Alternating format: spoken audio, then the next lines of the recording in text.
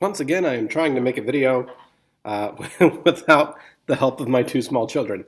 So, welcome back, everybody. Let's go ahead and jump right into this. We're going to be talking about angle addition. So, if I have an example that looks vaguely like this, but with straight lines, and I have P, and at this vertex here where everything meets, I've got Q and Z up here, and this is R. And these are lines, and this is a ray. So this would be either a line or a pair of opposite rays, right? At least it looks that way. So the very first thing that you need to know about geometry, and I'm sorry for not telling you this sooner, because it is a great thing to know at the beginning, never trust what it looks like. Never, ever, ever, ever, never, ever trust what it looks like. Only trust what it explicitly tells you. And so we're going to look at what's explicitly told to us. Now, for those of you who have been following along and doing all your homework, you'll recognize that all of my example problems are from the homework. And so if you want to take a minute to go to the homework for angle addition and look this up so that you can follow along, or you could just follow along on here because I'm going to go through it right now. Okay, so the problem says the measure of angle P, Q, R. So the whole thing, right? This is the big angle. The big angle is 178 degrees. And then it goes on to say, and the measure of PQZ, this one right here, is 44 degrees. So what do you think they want us to find? Find ZQR.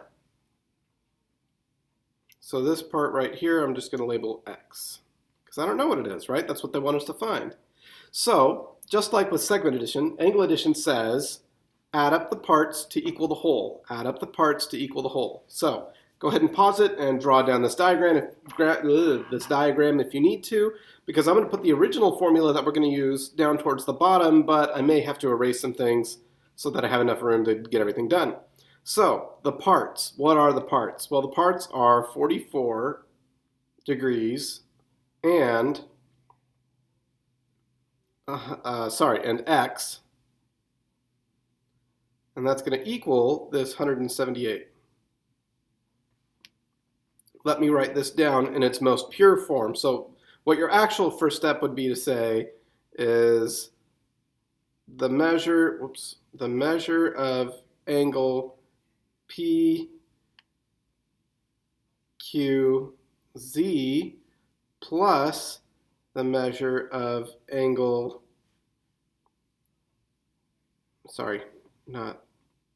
and this is why I always have to trace these out with my hand or my eyes. The measure of angle ZQR equals the measure of angle PQR. So the parts equals the whole. So I'm going to go ahead and erase some of this to clean it up a little bit. And I'm going to start writing up here. So I would subtract 44 from both sides because now it's just algebra, right? Subtract 44 from both sides in order to isolate my variable, which is X. 44 minus 44 is 0. I don't need to write the 0 because the X is still there. I'm going to write it up top, I guess. And 178 minus 44 is going to be 134.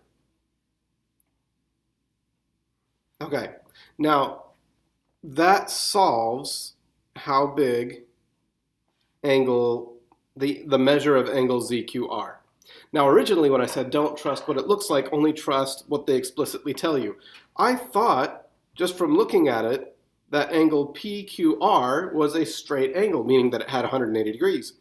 Or that angles PQZ plus angle ZQR, that would be a linear pair or a supplementary pair, because they would add together to be 180. But we were explicitly told that it's not 180, it's 178, which is really close, but it's not 180, right? So this is why you can't go off of what your eyes see, you can only go off of the data that you have. let's go ahead and do another one of these, and then I need to run off to lunch duty.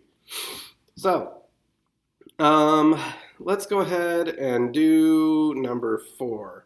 So I've got this diagram that looks something like this.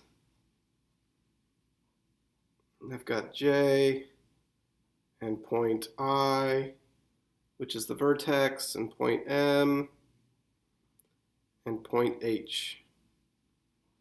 And these, of course, are rays that go off in their respective directions. If you don't remember what a ray is, please go back and review it. Okay, so it says the measure of MIH. So let's see MIH. MIH. So MIH is this little one right here. The measure of MIH is the unknown. So we need to find it. So they say find that if JIH, so JIH, the big one, is 164, and I need more colors, huh? And if JIM, if the measure of angle JIM, is 135.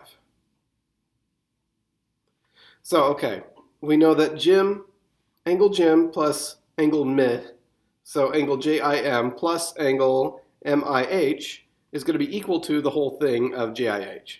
So let's go ahead and write that out. Angle JIM plus angle MI is going to be equal to, oh goodness, I don't have enough room. It's going to be equal to angle JIH. So let's go ahead and replace those with actual numbers.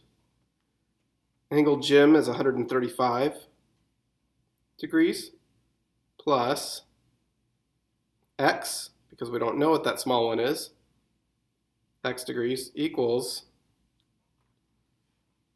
164 degrees. So now how do we find x? Well, it's easy, right? These are just one-step equations. I'm going to subtract 135 from both sides. And that gives us x equals, let's see, this turns into a 0. 164 minus 135 is 29.